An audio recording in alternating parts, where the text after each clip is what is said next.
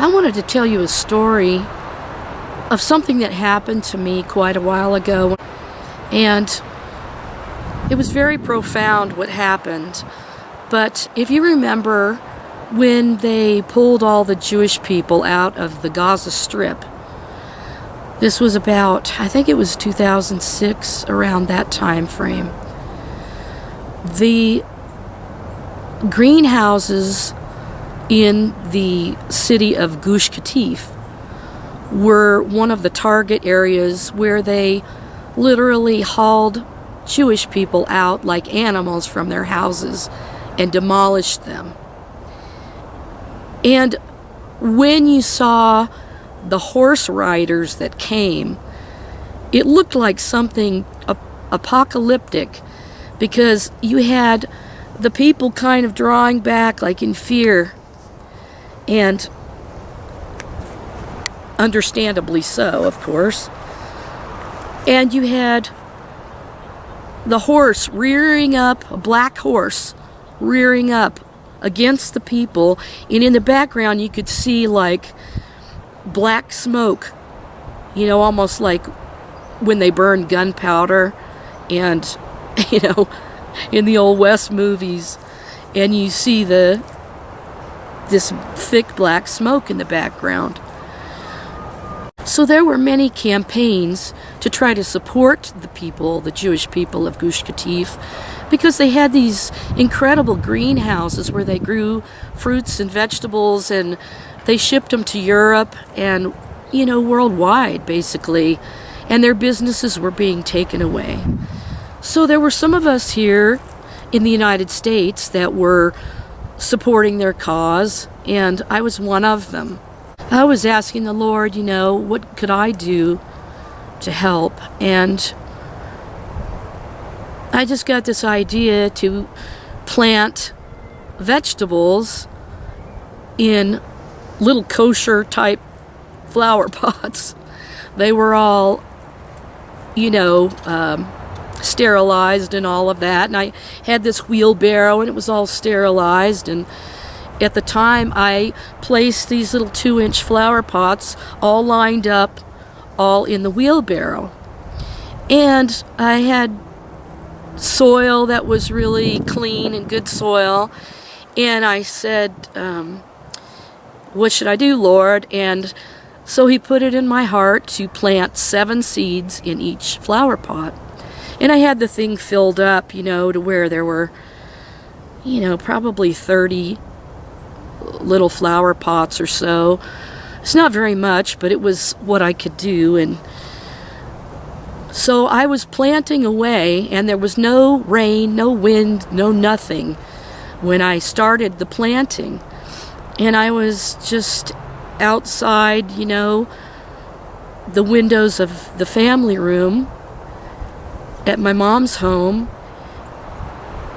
And incredibly, just when I was I had the seeds in my open hand, you know, I was holding these little seeds and putting them in each flower pot and making sure they had just enough soil over them so they would grow, and this would be beneficial for the people of Israel. So incredibly, when I was putting the last seeds in, all of a sudden, this enormous, rushing, mighty wind, and I mean like almost gale force winds, just blew through right over where I was planting. And I was kind of like, Lord, it's going to all blow away what I just did. And right at that moment, right over me, and I am not kidding, one bolt of lightning, thunderclap, right over the house. And I just started trembling, because it was just like God was saying, I approve, you know. And I even had made a little Israeli flag on a poster board. But anyway, at the time, that's what I did. And this one clap of thunder, and I mean, I took off running with the wheelbarrow clear around the house and pulled it into the garage. And right after that, the wind just completely, it just went away. I mean, it kind of just gradually dissipated. And it came out of nowhere. So then what happened was that I couldn't believe it, that every single seed in every single flower pot actually sprouted. And I thought, you know, whoever buys these, they can separate the little plants out, like there were cucumbers and little tomato plants and stuff, and then they could do what they wanted with it. And there was a messianic type Hebrew kind of shop, and they were the ones supporting this cause that caused me to come up with this idea. And they said that they would sell the plants for me, and then they would send the proceeds to Israel.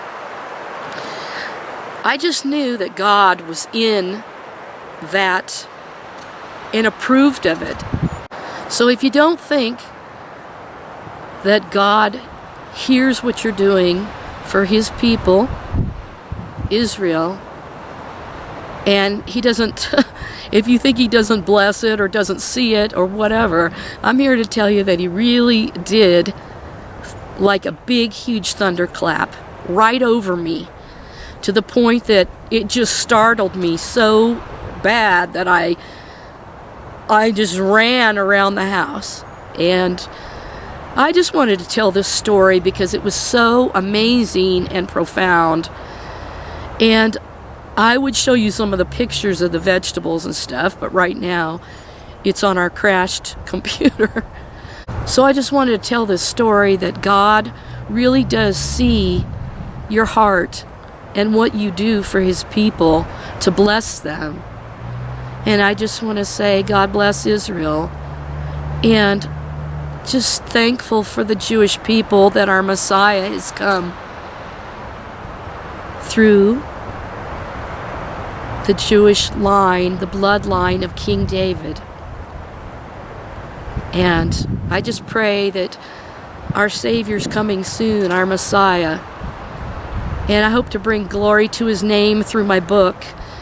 You know, God said that people perish for lack of knowledge. And when you look that up in some of the, translations of the wording of the knowledge, it means spiritual knowledge, that when God gives revelations of himself, people are to pay attention, and they're supposed to have more knowledge because of what he's revealed to them.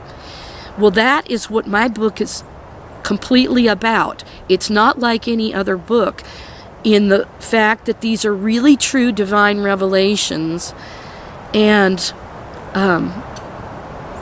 it's not just a peddling of another book. It's actual in-time revelations of YESHUA HaMashiach of Nazareth. And there's no way when you read this book that you can ever doubt again who the true Messiah is, the Son of David, the King of Kings and Lord of Lords. I hope this story blessed you.